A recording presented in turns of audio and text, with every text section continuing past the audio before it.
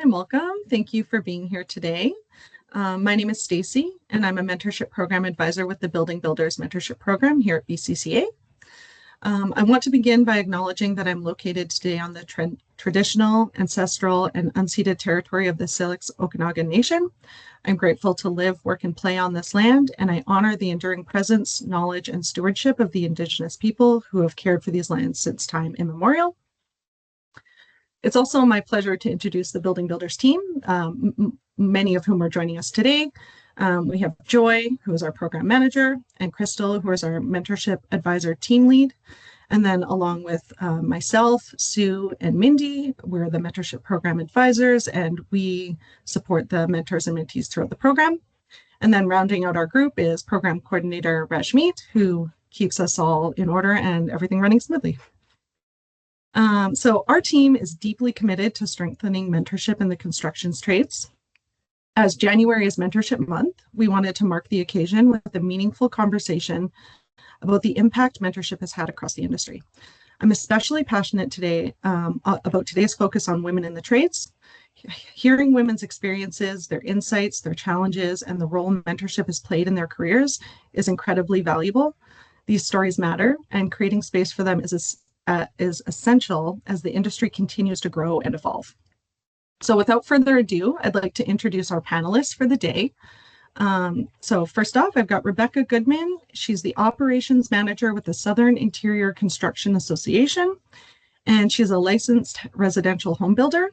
She's been in her current role with SECA since 2024, and she's been a mentor with Building Builders for the past 6 months. For Rebecca, the trades aren't just building projects, it's building communities where people live, learn, heal, and gather. So for Rebecca, being part of that feels meaningful every single day. We've also got Anna Larry, who's a master electrician and founder and project lead of the BCIT Connect Her Hub. Her work at the Hub is centered around the retention and advancement of women and gender diverse trades workers by building community, mentorship, and connection to resources. It is her firm belief that these interventions can be adapted to improve the recruitment and retention of all apprentices by creating more pleasant and inclusive training and workplace environments. We also have Nicole Waite, who is a Class A elevator mechanic and International Union of Elevator Constructors member in BC, whose career in the industry spans almost 20 years and includes leadership roles in her union and in the field. As a founding director and former president of the BC Trades Equity Society, she is a recognized advocate for equity, inclusion, and retention in the skilled trades and has spoken internationally on these issues. Nicole currently serves as the national coordinator for the Elevator Industry Work Preservation Fund, continuing her commitment of advancing inclusive and equitable workplaces.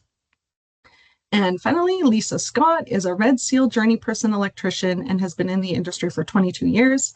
For her, being in the trades has been a great career and has given her lots of different opportunities throughout her career to be able to share her knowledge, excitement, enthusiasm about the skilled trades industry. Lisa works for the Construction Foundation of BC and runs trades workshops in classrooms and communities, info sessions, youth trades camps, and creates awareness about the skilled trades to all folks throughout BC.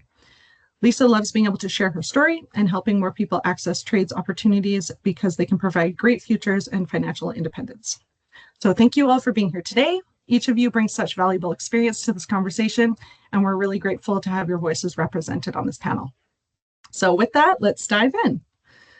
So to start us off, I'd love to hear from each of you on a foundational question. So what drew you to the construction industry, and what was it like for you as a woman when you were first starting out? So maybe Nicole, let's start with you. Sure, thank you. Thank you very much for the introduction as well.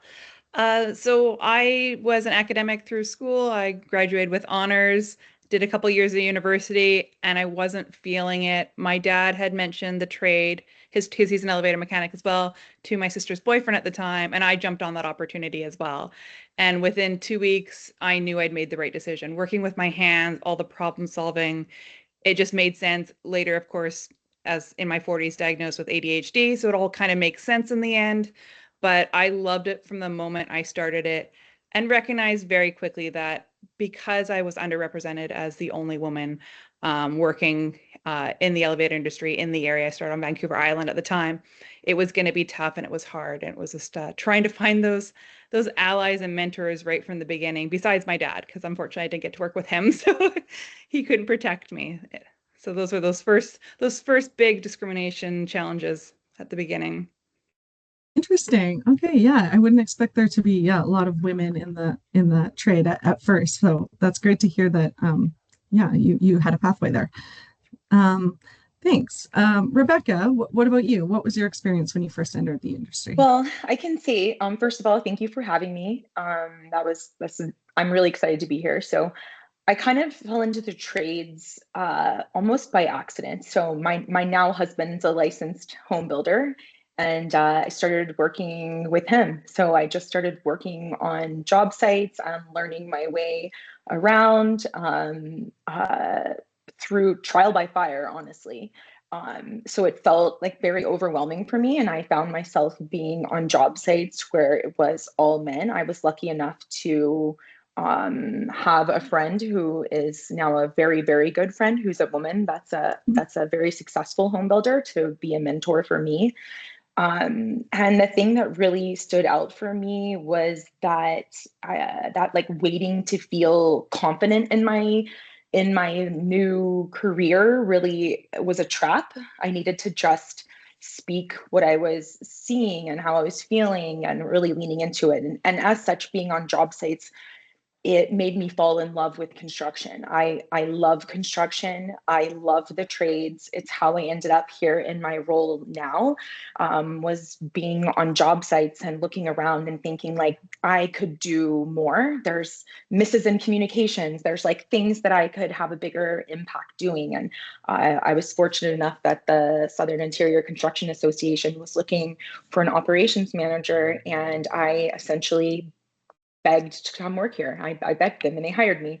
And now I'm surrounded by trades all day, every day, and I'm getting to do things that make me happy and make a difference on a bigger scale.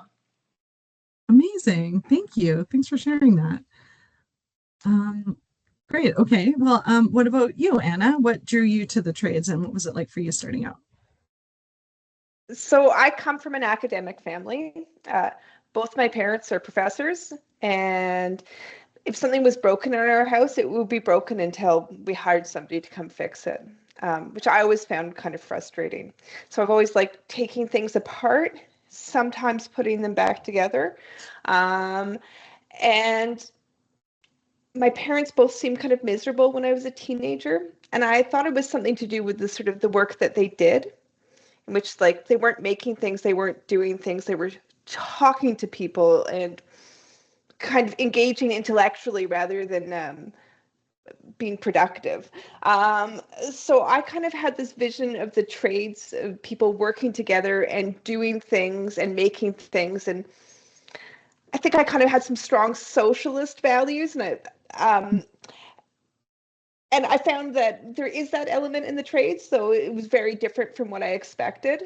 So I went into an electrical foundation program without knowing what wires in the wall looked like. And luckily I've loved electrical and I've been in the trade for 28 years now.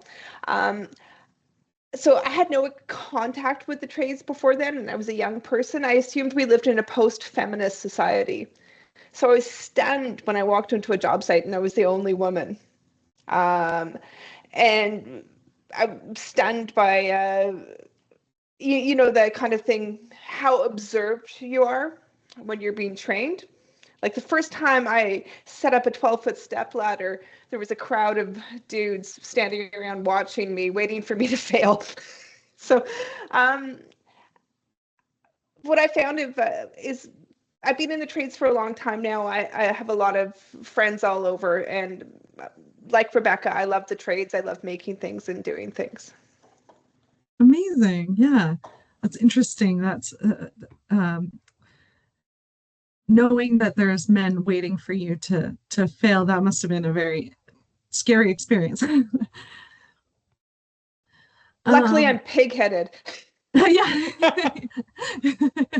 That's great. Um, Thank you for sharing that.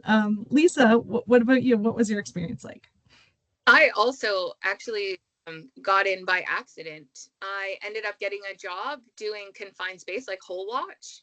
And during that shutdown that I was working, of course, I met lots of tradespeople, all men, and they were telling me about the trades. It was nothing I had ever thought about at the time. And on the second to last day that I was doing the shutdown, a woman welder showed up where I was working. And she told me everything about the trades, everything those guys were telling me, but somehow I believed it.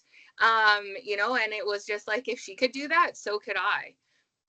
So I had never made such good money in my life. Before that job, I was a single mom. I was on social assistance. And so having that paycheck from that shutdown really opened my eyes to what I could provide for myself and my son at the time. And was like, I finished that shutdown. I went straight to the college and was like, I want to be a welder. And they were like, whoa, why welding? And I was like, well, I met a woman welder. And I'm looking back, like I'm really fortunate because that counselor that I had talked to at the college could have easily steered me in a different direction. He could have easily been like, how about accounting, dental hygienist? But instead he was like, what about the other trades? And I didn't really have a good understanding of what else was available to me or what I could do. So he gave me a bunch of information about all the trades they offered, and I ended up settling on electrical. And same as Anna, I went into that foundations class, like not knowing anything, or I think the first screwdriver I used was probably a butter knife in my life, like what, really just having no understanding, but so thankful for that foundations class because it really got me off to a really great start. And then again, I just fell in love with the trades and what I was doing. But being the only one and, similar experience to Anna, having people watching you all the time, waiting for you to fail, telling you don't belong there. But knowing this is what I wanted for myself and my son. And I knew that this was the career path that could really help my family and get me into a good place. And so just same thing, just stubborn, and you keep going no matter what anyone says. And I just put my tools down a couple years ago to take on this new role. So it's been really great. I've had a wonderful career on the tools as well. Amazing. Thank you for sharing that. I think it's interesting that you all kind of spoke in some way about finding a mentor or someone who kind of guided you down this path and kind of the importance of that role in your careers, and also just the presence of a woman mentor in as much as possible. So Nicole, let's move on to the next question. The next question is for you. So what's one of the biggest challenges you've faced as a woman in construction, and how did you navigate it? So I was fortunate that I ended up working with this really old grumpy guy right near partway through my apprenticeship. And once I proved myself to him, everyone else kind of for the most part fell into line. So I was really fortunate. I learned so much working with him. He was an amazing, an adjuster, so like the top tier of the trade. And because of his training, I was able to roll. As soon as I became a mechanic, I was running job sites and adjusting elevators as well. So that part was like not too bad. It's once I got into those higher leadership positions, that's where I really found the discrimination. Like I thought I'd proved myself at those levels, and then I moved into this next level. And that's where I found people were like fine with me being a worker, not fine with me being in a leadership role. They really found that intimidating. And that was the hardest part, is navigating those. It's a totally different kind of place to navigate because there's a lot of politics in it. And so it's knowing that having one mentor is not going to be enough. You really need these mentors in those different career points in your life. And also just being stubborn and smart. Write down if something happens and you know it's improper, make sure you're recording that information down so you can defend yourself later on. Look at witnesses and be stubborn. Like I persevered through all that when someone tried to take a position away from me, and I ended up winning that circumstance and ended up being somewhere now where I'm now. Even I've moved again into another higher role just because I persevered and I kept those allies around me, and I worked hard. But it is hard. It's hard when you feel like someone doesn't like you or doesn't want you there just because of your gender or your race, whatever that may be, that's really hard to deal with. So it's important to really surround yourself with other people that understand that and can give you that support. Like I know Anna and Lisa outside of this, and like we've talked about those things, having someone just to bounce ideas off of and vent to is really important, and it can really help your mental health when you're going through those hard situations. Right. And do you think that, so when you say that to have someone to vent to in a mentorship position like that, or just even another colleague, what's your opinion on like whether or not that's a woman, or like, do you find that it's easier to have those conversations with other women, is what I'm trying to say. Often it is. It also just depends on who they are. Like my husband and my dad are like my dad was the first feminist I knew. My dad, there was never anything I couldn't do because of my gender, the way I was raised by my dad, and then my grandparents on my dad's side as well, that same feeling. My husband's a feminist, like so I'm very fortunate that I have men around me with the same values. It's just finding someone that has the same values. Often it's easier for women because they have that same lived experience of walking onto a job site, like we heard from the rest of the panelists, and being recognized as different and often being treated differently because of your gender, or I've had other friends that are people of color, and in BC, often on job sites, depending on where you are, or in union positions, it can be very white. So when you're walking in and you look different, you feel different. You feel all those eyes upon you, and that can be really tough. So just finding people that understand that feeling or have the empathy outside of that to understand you and being able to talk to them, it just really makes a difference. Yeah, great points. Thank you. Um, so Rebecca, I'd like to bring it to you next. What skills or qualities do you think that women can bring to construction roles that might be undervalued or overlooked?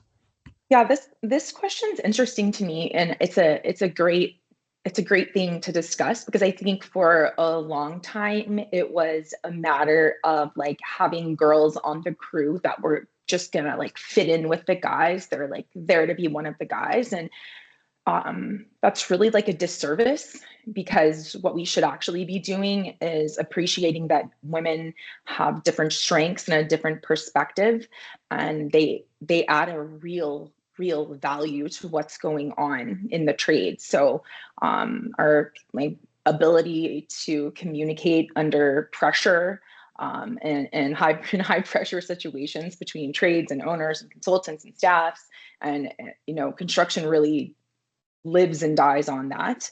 And even things like emotional intelligence, like being able to read the room, or spot some burnout, or managing conflict before it blows up and turns into something. These are really advantageous things to have operationally on your teams. And I see a shift in that now. But those kinds of soft skills, they're really huge advantages to have on their team. And so I am always encouraging women and men, when they're looking at their teams, to look to those team members for that diversity, because they offer a different strength and a different perspective. Yeah, so those would be some of the things I would say that women can bring to the table. Yeah, that's a great point. I like that. It's diversity doesn't mean there's weakness. That just means that there's skills, exactly. different skills to go around. Yeah. Yep. Thank you. That was a great answer. So let's open up the next question to both Lisa and Anna. So we're speaking now towards a bit more towards mentorship. What motivated you to become mentors yourself? And what do you think mentees, especially women newly entering the construction industry, need most from a mentor? So Lisa, let's start with you. Sure. For me, I think it was the lack of having anyone in my career. It wasn't until I kind of fell into the BCC WIT leadership training that they did. And then there was a group where I'm from, the Prince Georgian area, Women in Trades and Industry, where I saw a post. And that was the first time in my career in like 17 and a half years that I was actually surrounded by tradeswomen. I had never experienced that before. I'd never been part of some sort of community like that, where all of a sudden people understood those challenges and those struggles, and getting passed by for promotions or advancements. It was really, it was just really uplifting to finally have somebody that actually understood what I was going through in my career as an apprentice, then a journey, and all those different struggles that we tend to go through. Or even those like celebrated wins, like, you had no one really to be like, guess what I did, my first install, not having anyone that I could really share anything, the goods, the bads, the ugly with.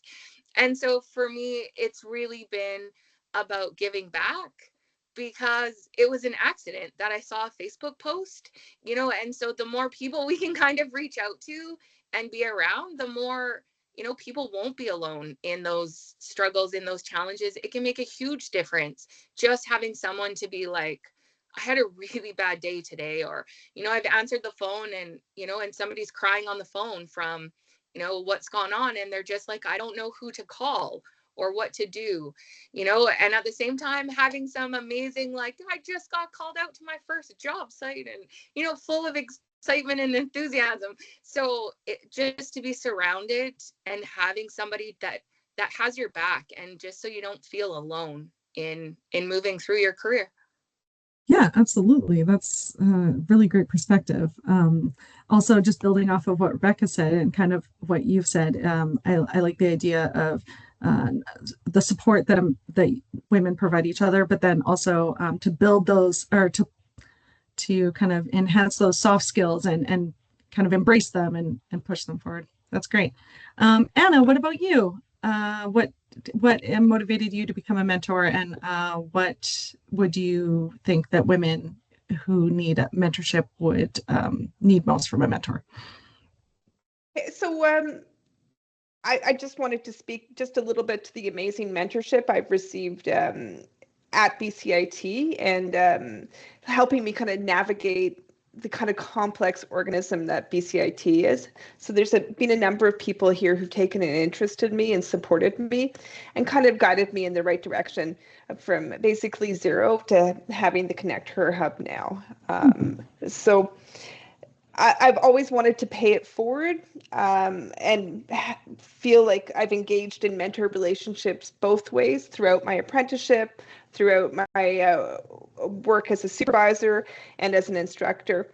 But what tipped it for me to engage in a formal mentorship relationship was that I met an apprentice who was neurodiverse. So she has Asperger's, and my daughter has autism, and I was like, I have to engage in a mentorship relationship with this person. And she actually is a super well-resourced individual. And I've been amazed by all the different people that she reaches out to for help and support. And then my next mentee was a young woman who has a child with autism. So those were the things that, like, I can't not do it, even though I felt quite overwhelmed in my personal life. And I think for me, what's helped me with my mentorship is conversations about specific scenarios in your working life, like those tough conversations, how you're being treated, and how to approach those are super helpful for your mentee. Then sometimes helping them to lift their gaze up to the big picture of their apprenticeship and their career. Like, where do you want to be in 5 years? Those kinds of conversations, and then connecting them with resources that they might not be aware of. So those are the things that I think mentees kind of want. Yeah, absolutely. Yeah, we hear that a lot. Needing to know the next steps is a big part. It's hard to know when you've never been there. Thank you for that. Thank you. So next, I'd like to talk a little bit, or let's turn to Nicole and Rebecca with the next question. So kind of in a similar topic, what role has mentorship played in your career? And is there a specific piece of advice or some sort of support that you've received from a mentor that stayed with you? So let's start with Nicole. Thank you. I've had so many amazing mentors in my life. I've been really fortunate, whether it's my dad and my grandparents are like my heroes, from a young age, like answering all the questions that I had and never holding my gender against me. Like I could do the same things that my boy cousins could. And any dreams I had, they did their best to like help me reach them. I was also I had very level-headed dreams, so they were fortunate there. And then going into the trades, my dad, being a little bit removed, could still mentor me in some ways and answer questions. But the day to day, I had a couple of really fortunate on the tool mentors who were at the top of their trade, and they really loved me as a mentee because I listened, I didn't argue, I was organized. And that's one of the things they're like, Nicole, you're organized and you're smart. And they're like, you're not going to be as strong as the 6'4" men. They're like, but you have all these attributes that are so far ahead of the guys that you're working with right now. Work to those. You're organized. You're great with that. Like as Rebecca talked about, those soft skills. I'm good at talking to people on the job sites, keeping everyone on task, working really well. I'm safe. My nickname was Mom on the job site because I knew all the safety rules, and I'm like, I'm not telling you to do this so that you're following the safety policy. I'm telling you to do this because I want you to be safe, and really talking about like what could happen, what the dangers are. So taking those safety reports that you have to do on a day-to-day basis and really making them real. And so just having those mentors that really told me that work to what your strengths are. Don't try and be the strongest person because you're going to end up with a blown out back or a bad knee anyways. And then having those other allies and mentors that were more like myself and what we are now, these mentors ourselves, being like, you can do it. You can be a mentor, like be the mentor that you wish you had when you first started out, and having those people to tell me that like I can do it and pulling me in to get me to be the director for the BC Trades Equity Society when we created it. And then later on, hey, why don't you run for president of it? And having those people tell me that like you can do it, try. If you put your mind to it, you can achieve it. And having that support just made such a difference. And I try to do that same thing for the people around me as well. Like, hey, you have these skills. Look at all these things you're doing amazing. Work to those skills that are coming natural to you, and work on the other ones as well. But you have these natural skills. Take those skills and go as far as you can with them. Right. Yeah, no, that's a great perspective. I like the idea of finding a mentor that encourages you to use your strengths. Super important. Rebecca, what about you? Way to go, Nicole. That is a great answer. I second that. So I'll kind of talk about it in two ways, I guess. First, in being a mentor. So that I would say, like Nicole, like mentorship really showed me what was possible, perhaps before I could see it myself. And the best mentors that I've had, they didn't rescue me, right? They challenged me. And I really appreciated that. Sometimes we all just like need a little nudge. And that advice of realizing like I don't need permission to lead. If I act like I belong and I don't earn credibility by kind of waiting for permission was something that really, really stuck with me. And that I would earn that credibility by being prepared or being decisive, and learning to speak early in rooms too, just really asking clarifying questions and setting the tone for the rest of the people that I'm working with. I had really great mentorship in that regard.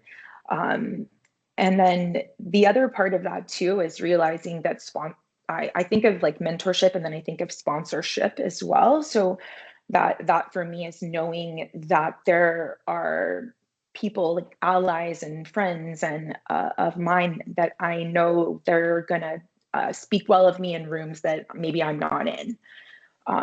So mentorship and being a mentee really like shortened the learning curves for me and helped to prevent self-doubt that I didn't need to have. I just kind of need a little bit of a support net. On the other side, I didn't think that I was qualified to be a mentor. I really didn't. And I kind of like had this imposter syndrome thinking like, well, like, what do I have to offer somebody? And I can say being a mentor for these past 6 months, and I'm accepting a new mentor now. I've actually ended up joining to do some mentorship through the school systems as well. And I realize how much I love it.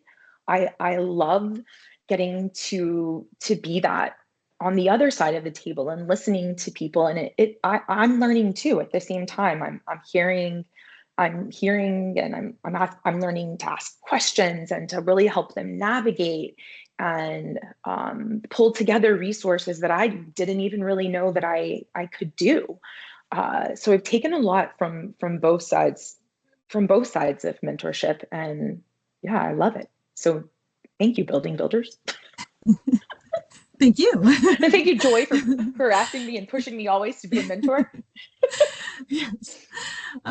It's interesting that just kind of one of the things you're speaking to, and I think I've kind of heard sort of the same topic from all four of you, is the role that confidence plays in advancing your career, and whether that be finding a mentor who encourages you to be confident and pushes you and challenges you, or finding that confidence within yourself and saying that, yes, I can lead and yes, I can take on that role. It's really interesting. So thank you. Okay, so let's move on to Lisa. Lisa, what concerns do you hear most often from women entering the industry? And what advice would you offer to a young woman considering a career in construction, but feeling unsure or intimidated? Well, there's a lot that I hear from different apprentices. And honestly, it really depends on the level that folks are in their journey already. But for the new ones coming in, a lot is just that, they're intimidated. What is that going to be like? What am I going to be walking in? I've never been in this space before, and the odds are, are they going to see anyone that looks like them? Maybe not. So for me, it's always just connecting folks with other folks that, we have a huge network of women across BC. I've posted for other ladies that are starting a job somewhere on another job site.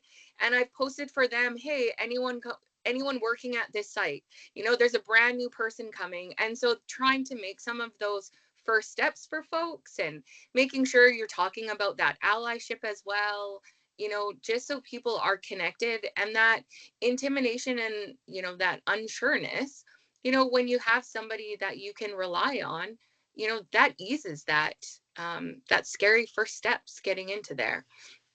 So that's what I usually tell folks. And then Nicole already said, making sure you're documenting stuff, if things are going on, reaching out, making sure you're aware of some resources that are available for folks as well out there. But it is scary. It's validating that, yeah, it is scary walking. I can remember walking into that, that first job site, and I can remember walking into that first classroom and, hoping that there was going to be somebody else, another woman maybe in there. So it is just listening to those concerns, but those are all natural things that people are, walking into when they're starting that.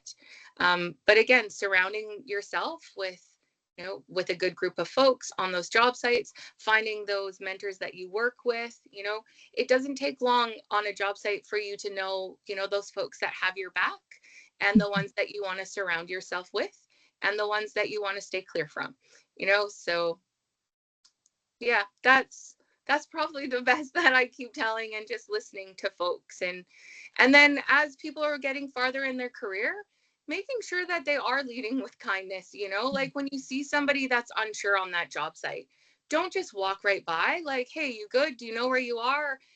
Like how many times you're on the wrong floor trying to find your way and navigate some of these big sites, and just to be able to, lead with a little bit of kindness and compassion to help lift somebody up alongside of you as well. Yeah, making those connections, and then being that connection for other people, I think is really valuable. Yeah, you mentioned allyship, and so I'll segue into my next question, which is specifically about how men can participate in meaningful allyship on job sites or construction workplaces. So we've kind of touched on that throughout our conversation already, but Anna, what do you think men can do to create meaningful allyship? I think they can, well, there's a lot of things to unpack there.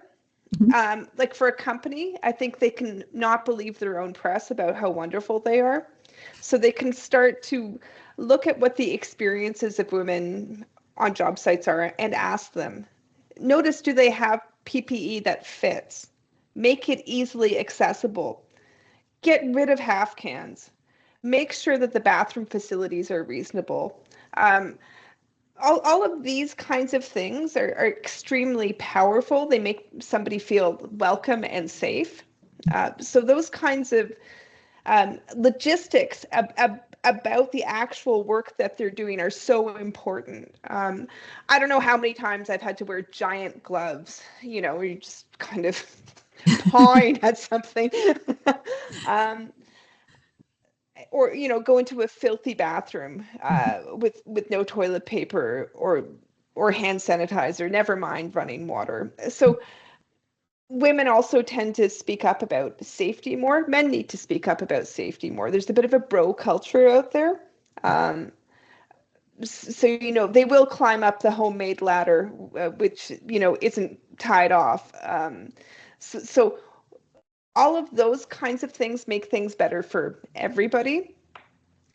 I have one moment that kind of sticks out for me. I was working nights on a film set in the pouring rain. I was generator operator.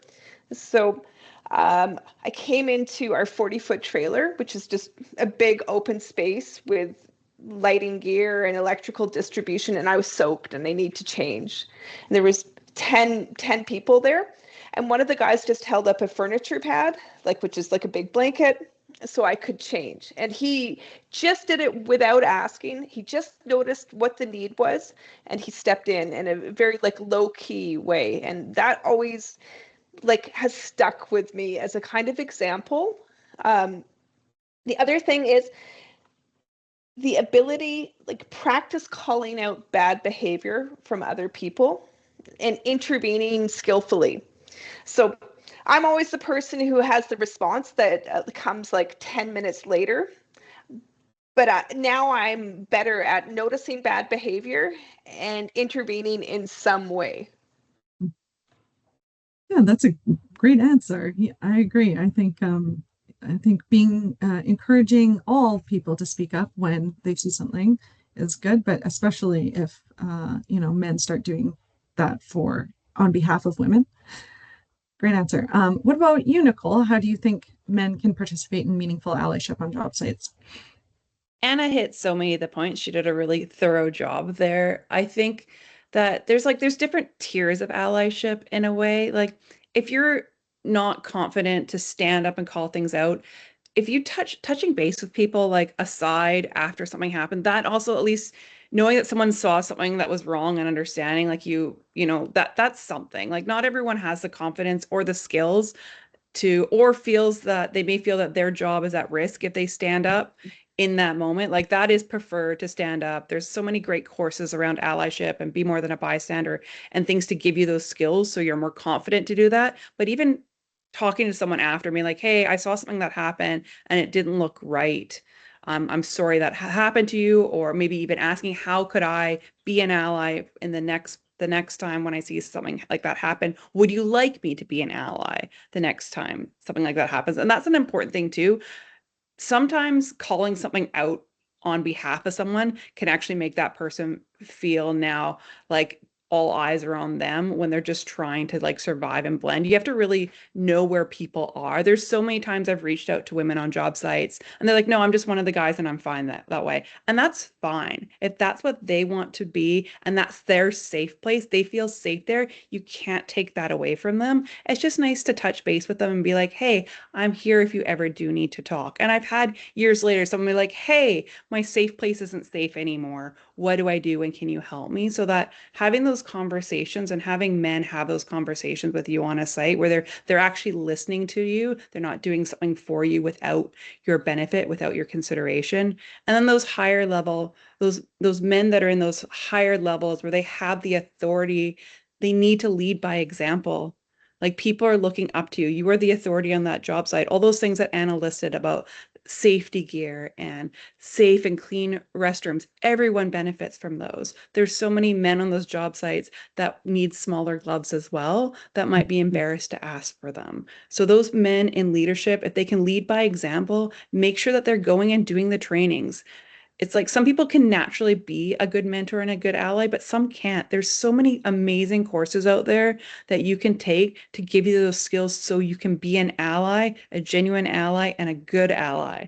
Not just doing it because you think it makes you look good, but doing it because you genuinely want to make a safe and equitable job site for everyone, because everyone benefits. That's a great answer. Really good points. Thank you for that. I really appreciate all the thoughtful perspectives that you've all shared so far. Thank you. So Rebecca and Lisa, as we look ahead, I'd love to hear from you both on this question.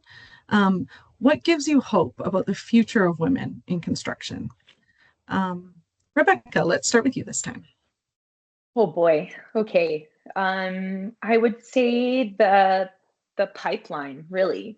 There are more and more women entering trades and like trade adjacent things too, engineering and project managers and leadership roles, and more and more. Like it's a real, it's so amazing to see when I'm on job sites now, for our big job sites, for our big member companies, and the number of women I see there, and their commitment to having women in leadership positions and having a diverse workforce. It's palpable. Like it's just more and more.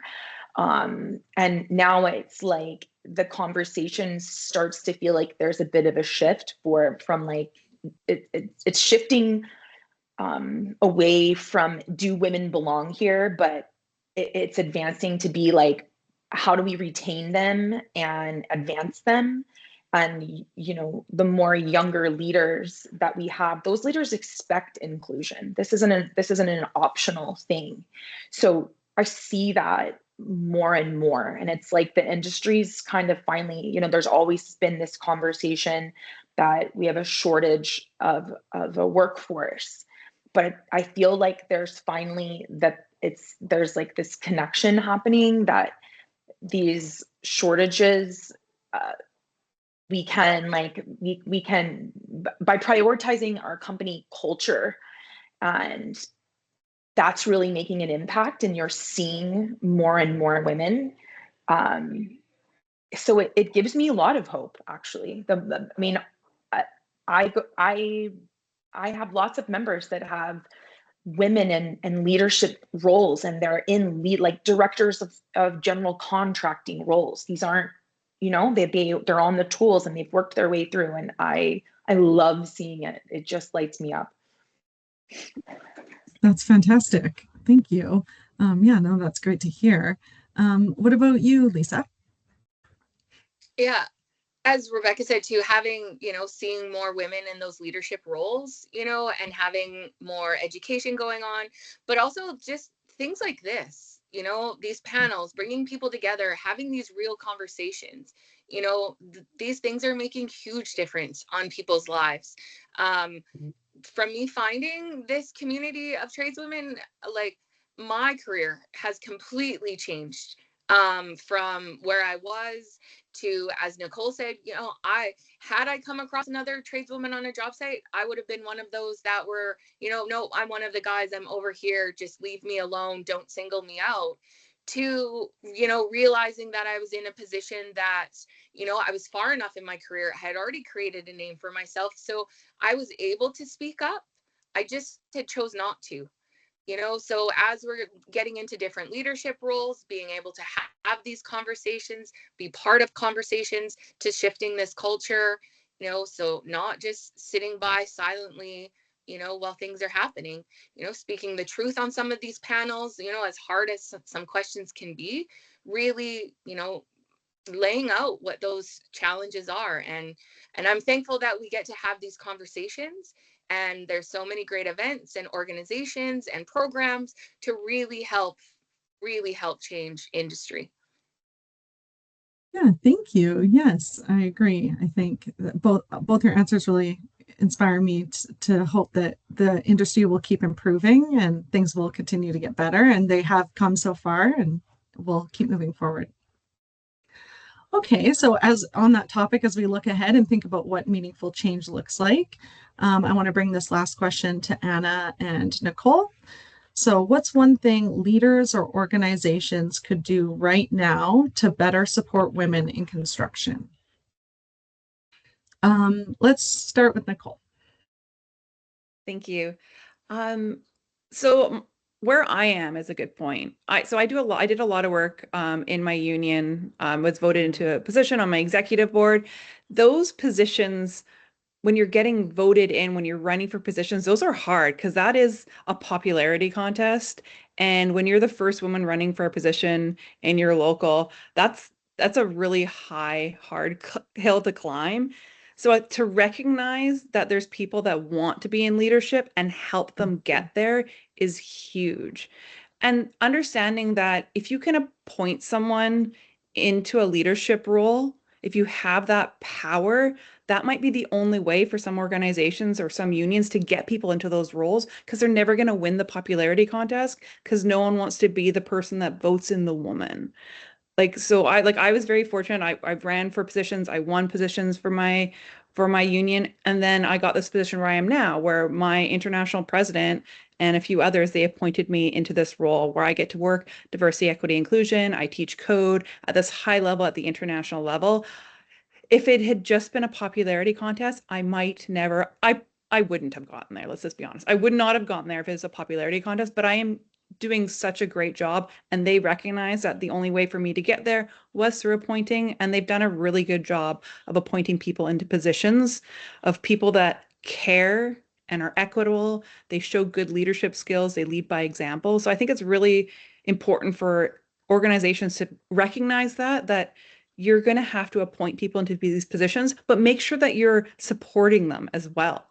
Give them the support they need. Don't just be like, okay, there you go. You're leading this now. You're doing this. Like, make sure you find mentors for them. You mentor them so that they have the skills, they have the people around them to be successful in those roles.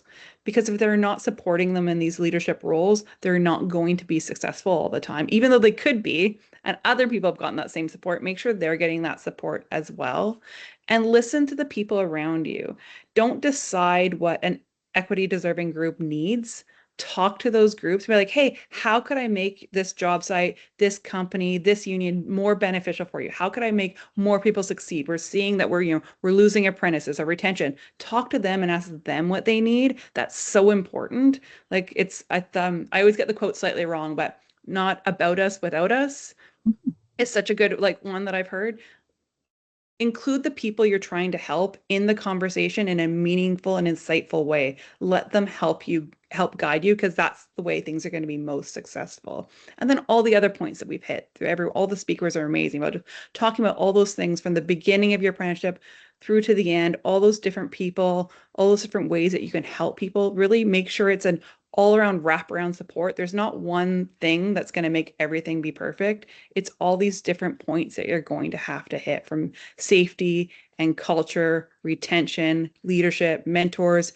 And often being a mentor makes someone a better worker because they want to be better and they want to lead by example. So just by making someone a mentor can increase that person's confidence and just their work ethic in a way. Great answer. Thank you. Anna, what about you? What do you think? Well, first of all, I'm going to deviate from the question and just say how grateful I am for the community and advocacy that people like Nicole and Lisa have built. And Rebecca, I'm getting to know you, so I'm grateful for you too. But that has made a huge difference for recruitment, retention, and advancement of women and gender diverse people in British Columbia specifically. And we're held up as a role model in many ways, though we still have miles to go. But for employers specifically, I'm going to divide it into a couple of different categories. One is I'm going to go back to don't believe your own press. You don't hear the bad news as a higher up person. So the experiences of people, like you could have a company with a great corporate culture, but it's the experience that the individual employee has with their supervisor at whatever level they are, which is probably going to dictate their experience. So it's good to look at that and see, are my entry level apprentices having good experiences with the journey people that they're working with, and how can we improve that? And sometimes that's professional like investment in those lower level managerial type people, those journey persons.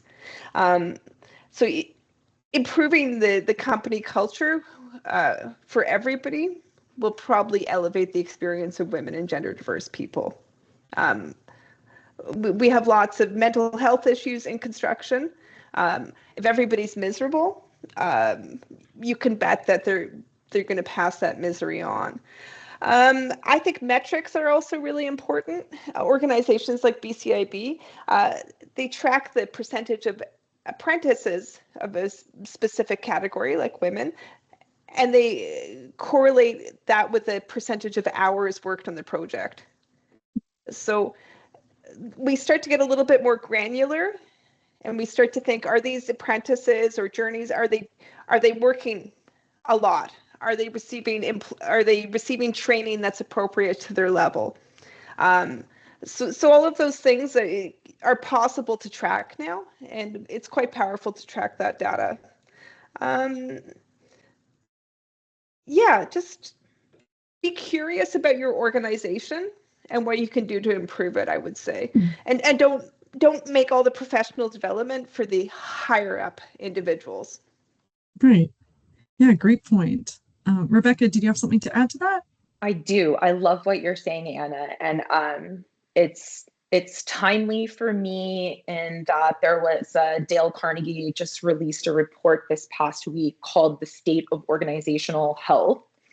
And it talked about exactly what Anna is saying, and that the study found, I'll drop this into the chat for everyone to peruse at their liking, but what the standings that really stood out for me were exactly what Anna is saying, that leaders consistently rate communication, empathy, and clarity higher than employees do, and that psychological safety is improving slowly, but it's still weakest for those frontline roles.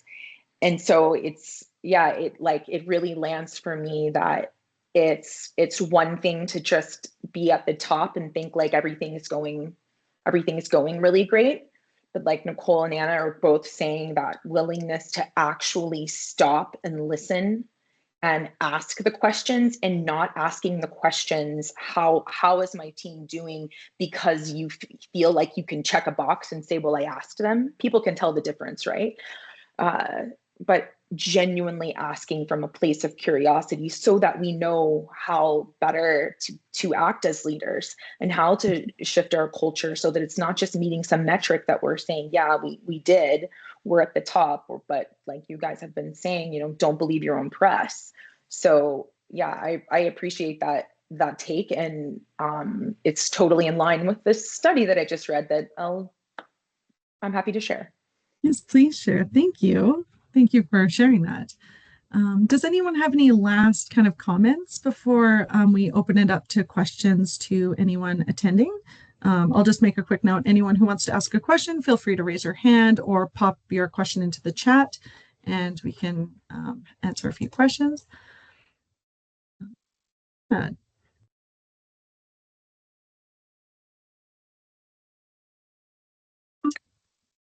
Oops. So, thank you, Rebecca, for sharing the link in the chat there. Do we have any questions, or did any of the panelists have any final comments?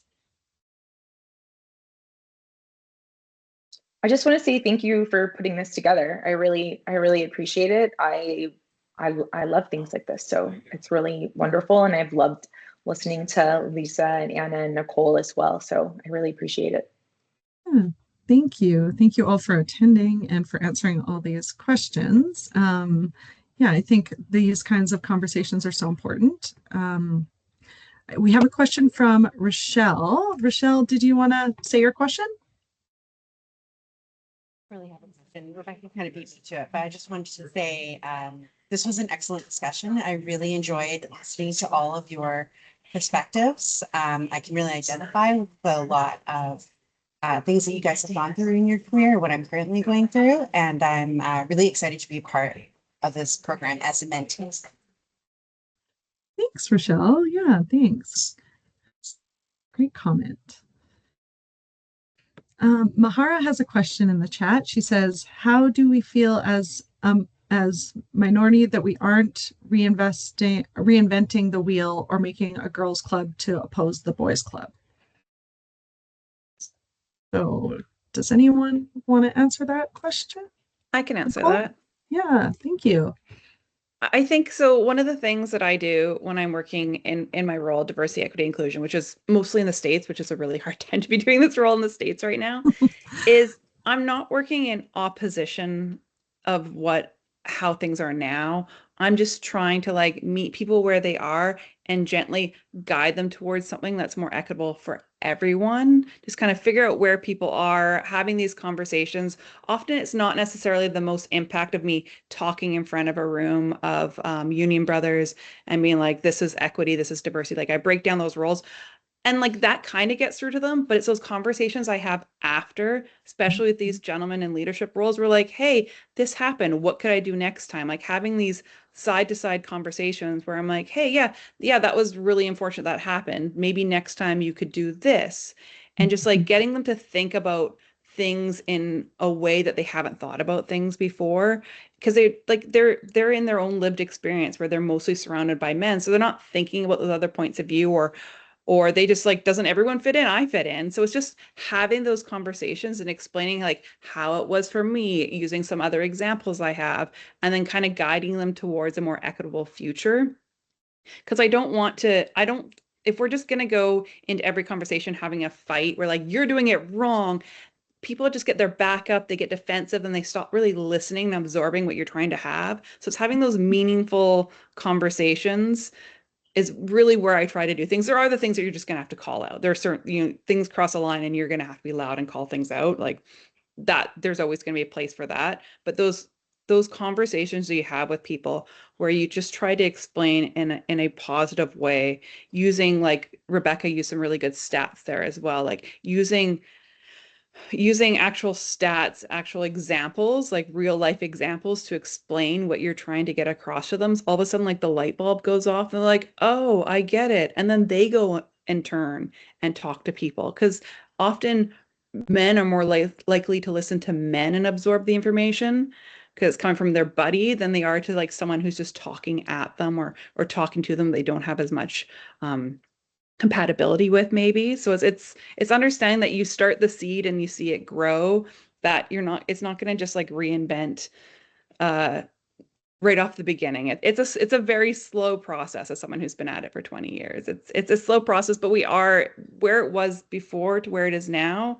The amount of women and other underrepresented people I see in these leadership roles, it's amazing. And that's where that big change is coming. I hope I answered that. That you did. Yes, that was a great answer. Anna, did you want to add to that? Yeah, I think often when men see equity, they think it's like equity for everybody but them, but they're included. My big dream at BCIT is to start a center for equity in trades to address the whole construction ecosystem to improve it for everyone. I'd say at work, have it like enjoy yourself, enjoy the work, love your trade, be passionate about the work that you're doing, and you'll find allies. And they'll kind of realize that you're here to work and to enjoy yourself, and that will, so don't put yourself in opposition. Like, Yeah, it's not us against them, though we do definitely have to be against the losers, because there's lots of them. Yeah, that's a great point, I think, to end it on. Just in terms of yeah, moving forward, there's progress to be made, but there's been a lot of progress so far, and that, yeah, looking at it as more as wanting to make things better for everyone, and not just we're not just looking to make things better for women. So I think that's a great point, and thank you for sharing that. I think in the interest of time now, I think we should wrap this up. It's 1 o'clock. So I just want to thank everyone for attending, and for everyone who shared their questions and engaged in the conversation. And once again, a heartfelt thank you to our panelists, Anna, Nicole, Rebecca, and Lisa. Your honesty, experience, and your willingness to speak openly about both the challenges and the opportunities in the industry make discussions like this truly meaningful. Thank you for participating in this Mentorship Month Inspired Dialogue. Our team truly values all those who help contribute to the conversation about mentorship and to building builders. So as we close today's session, I hope the insights shared here continue to spark reflection, conversation, and action in your own workplace and networks. Thank you all for spending this time with us and for being a part of this important dialogue. And I just want to note that the session has been recorded and will be available to view on our Cronus platform. So if anyone wants to view it afterwards or share it with other participants, then it will be there. So thank you all again, and have a wonderful day. I really appreciate it. Thank you. Thank you. Thank you so much. Thank you. Thank you so much.